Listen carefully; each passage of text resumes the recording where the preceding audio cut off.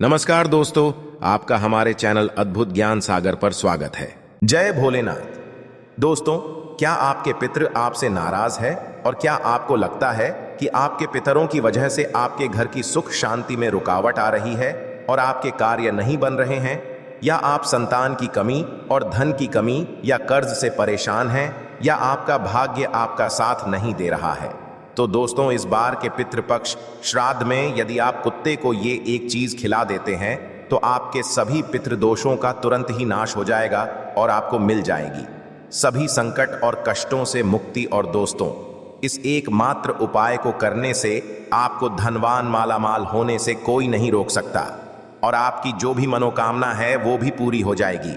दोस्तों, इस बार 29 सितंबर 2023 से पितृपक्ष श्राद्ध बहुत ही दिव्य और दुर्लभ संयोग लेकर आया है। दोस्तों, इस पितृपक्ष में राजयोग, काल सर्प दोष के साथ साथ धन लक्ष्मी योग भी बन रहा है, जिस वजह से इस बार के पितृपक्ष श्राद्ध का बहुत अधिक महत्व बढ़ गया है। और इस पितृपक्ष यदि आप कुत्ते से जुड़ा ये आसान सा उपाय कर लेते हैं तो आपकी सभी समस्याओं का तुरंत ही अंत हो जाएगा। इसलिए दोस्तों, वीडियो को आखिर तक जरूर देखें और यदि आप भी अपने जीवन में महादेव की कृपा पाना चाहते हैं और पितरों का आशीर्वाद पाना चाहते हैं तो वीडियो को लाइक करके कमेंट में हर हर हर महादेव लिखना ना भूलें। दोस्तों, पितृपक्ष की शुरुआत इस साल भाद्रपद मास के शुक्ल पक्ष की पूर्णिमा तिथि 29 सितंबर 2023 दिन शुक्रवार से हो रही है, जो 14 अक्टूबर 2023 दिन शनिवार तक रहेगा। पंचांग के अनुसार 29 सितंबर 2023 दिन शुक्रवार को दोपहर 3:26 तक भाद्रपद पूर्णिमा है। इसके पश्चात आश्विन मास के कृष्ण पक्ष की पहली तिथि प्रतिपदा शुरू हो जाएगी। इसीलिए पितृपक्ष से संबंधित सभी कार्य 14 अक्टूबर तक ही संपन्न कर लेना बेहतर होगा। दोस्तों, पितृपक्ष में की आत्मा की संतुष्टि के लिए श्राद्ध और तर्पण किए जाते हैं, जिससे पितृ खुश होकर अपनी संतान को आशीर्वाद देते हैं। हिंदू धर्म में मृत्यु के पश्चात मृत व्यक्ति का श्राद्ध करना बहुत जरूरी माना जाता है। माना जाता है कि यदि श्राद्ध ना किया जाए तो मरने वाले व्यक्ति की आत्मा को मुक्ति नहीं मिलती। पितृपक्ष में पूर्वजों की आत्मा की शांति के लिए दान, पुण्य, श्राद्ध, तर्पण, पूजा पाठ किए जाते हैं ताकि हम पर की कृपा बनी रहे। पितरों को प्रसन्न करने के लिए सबसे जरूरी चीज है श्रद्धा। बिना श्रद्धा के दिया हुआ श्राद्ध पितरों को प्राप्त नहीं होता, उनकी आत्मा को संतुष्टि नहीं मिलती और ना ही उनका आशीर्वाद संतान को प्राप्त होता है। श्रद्धा से पितरों को कुछ अर्पित करना ही श्राद्ध कहलाता है। जिनके पितृ प्रसन्न नहीं होते उन्हें पितृदोष लगता है। उन्हें अनेक प्रकार की परेशानियां, हानियां उठानी पड़ती हैं। रोग पीड़ा पीछा नहीं छोड़ते। घर में आपसी मतभेद बने रहते हैं। कार्यों में अनेक प्रकार की परेशानियां उत्पन्न होती हैं। इसके साथ ही अकाल मृत्यु का भय बना रहता है। संकट, अनहोनी या अमंगल की आशंका बनी रहती है। संतान की प्राप्ति में विलंब होता है। घर में धन का अभाव भी रहता है। साथ ही अनेक प्रकार के महादुखों का सामना करना पड़ता है। दोस्तों, पितृपक्ष पितरों को प्रसन्न करने के बहुत ही खास दिन होते हैं। इन दिनों आप एक छोटा सा उपाय करके भी पितरों को प्रसन्न कर सकते हैं और पितृ दोष से मुक्ति पा सकते हैं।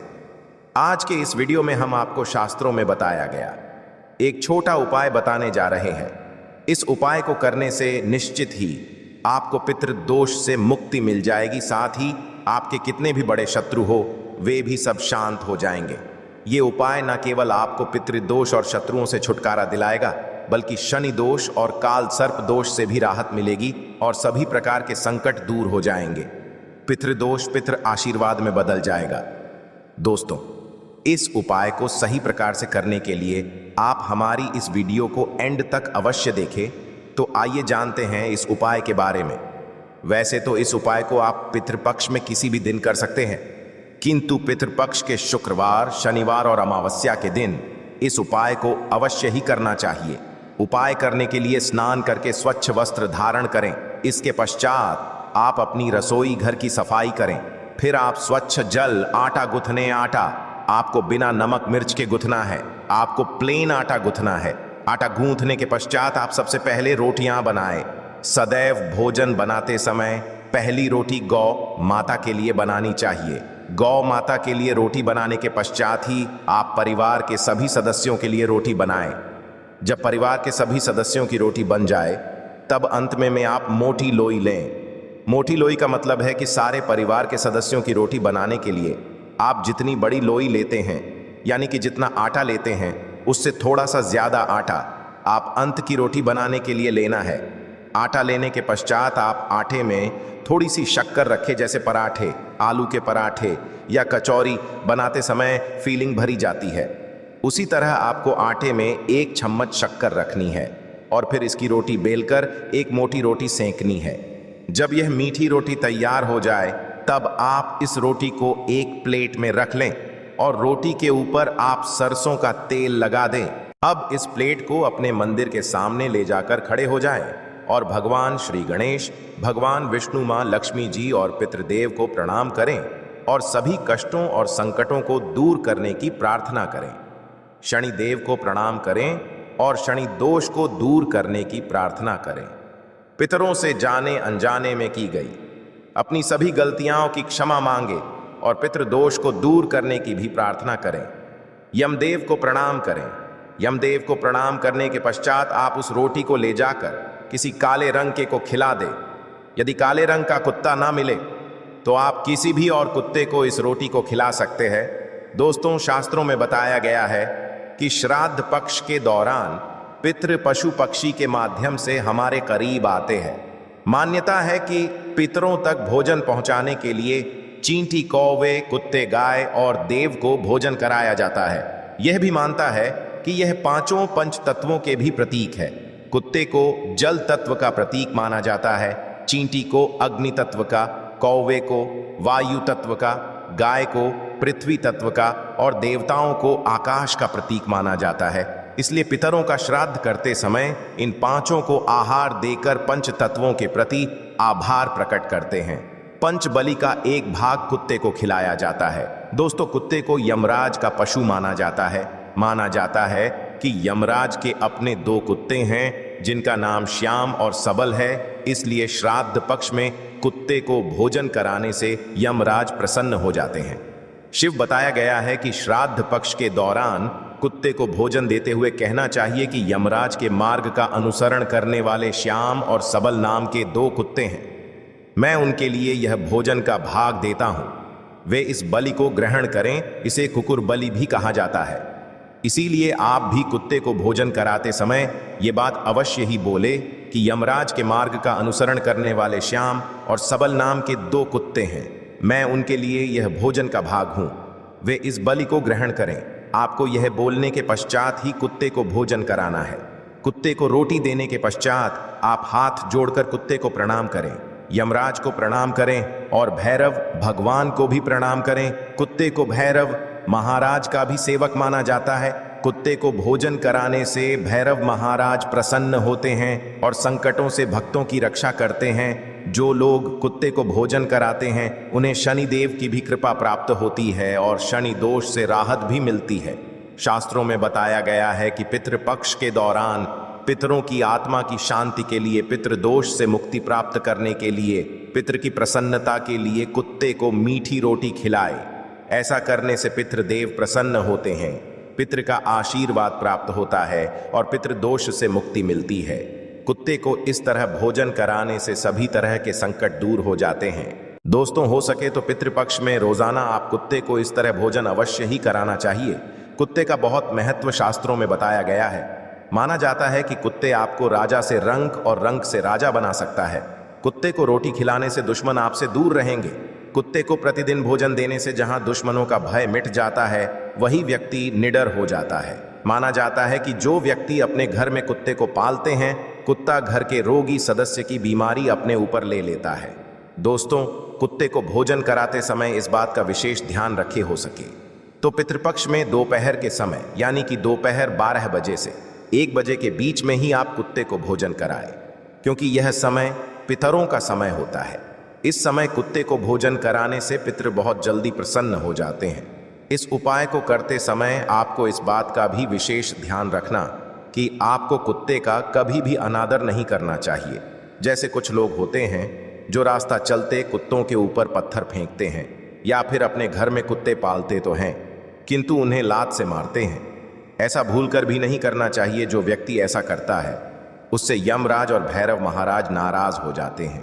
तो दोस्तों, ये थे कुत्ते से जुड़े कुछ अचूक और असरदार उपाय जिन्हें आपको इस पितृपक्ष में जरूर करना चाहिए, ताकि आप पितृदोष से मुक्त हो सके और जीवन में तरक्की का आनंद ले सके। दोस्तों, वही पितृपक्ष के दौरान हमें इन सब्जियों से करें परहेज करना चाहिए, ताकि हमें पितृदोष ना लगे। पितृपक्ष के दौरान ये सब्जियां, जिसमें शकरकंद, मूली, गाजर, शलजम, चुकंदर, अरबी, इस तरह की सभी सब्जियों को खाने से परहेज करना चाहिए। इसके अलावा इन सब्जियों का भोग भी नहीं लगना चाहिए और ना ही पितृपक्ष के श्राद्ध भोज में इसे किसी ब्राह्मण को खिलाना चाहिए। यदि आप ऐसा है तो आपके पूर्वज इससे नाराज हो सकते हैं। लहसुन प्याज वर्जित। दोस्तों, पितृपक्ष में लहसुन प्याज का सेवन करने की मनाही रहता है। इसे तामसिक माना जाता है। पितृपक्ष के समय पूरी तरह से सादगी से रहना चाहिए। भोजन भी सदा ही ग्रहण करना चाहिए। लहसुन प्याज का इन दिनों में पूरी तरह से त्याग करना चाहिए।